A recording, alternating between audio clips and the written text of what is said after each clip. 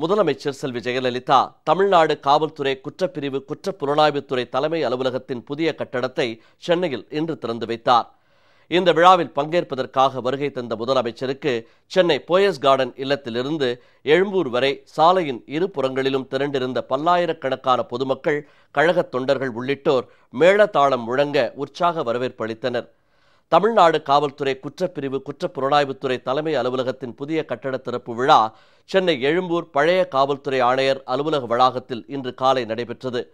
இதில் பங்கேற்பதற்காக போயஸ் தோட்ட இல்லத்தில் இருந்து புறப்பட்ட முதலமைச்சர் செல்வி ஜெயலலிதாவுக்கு எழும்பூர் வரை வழி நெடுகிலும் இரு புறங்களிலும் திரண்டிருந்த பொதுமக்கள், கழகத் தொண்டர்கள், பல்லாயிரக்கணக்கானோர் எழுச்சிமிகு வரவேற்பு அளித்தனர். செண்டை மேளங்கள், பேண்ட் வாத்தியங்கள் முழங்க முதலமைச்சர் செல்வி ஜெயலலிதாவுக்கு உற்சாக வரவேற்பு அளிக்கப்பட்டது.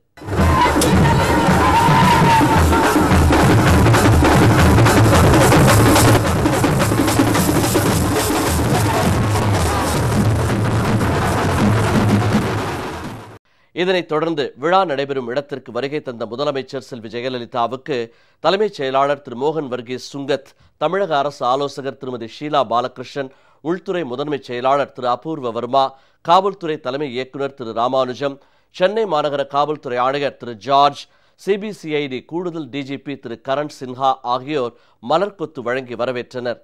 பின்னர் காவல்துறையினரின் அணிவகுப்பு மரியாதையையும் முதலமைச்சர் செல்வி ஜெயலலிதா ஏற்றுக்கொண்டார்.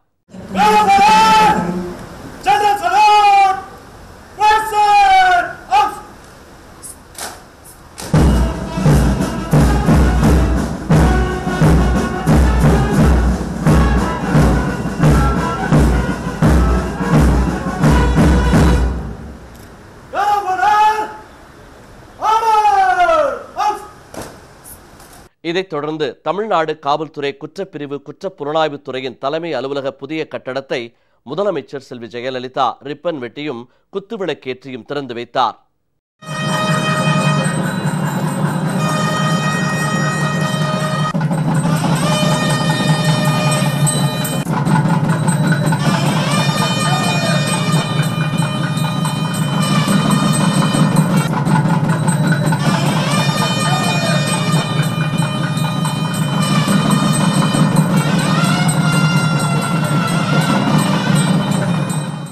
பின்னர் முதலமைச்சர் செல்வி ஜெயலலிதாவுடன் காவல்துறை உயர் அதிகாரிகள் குழு புகைப்படம் எடுத்துக் கொண்டனர்.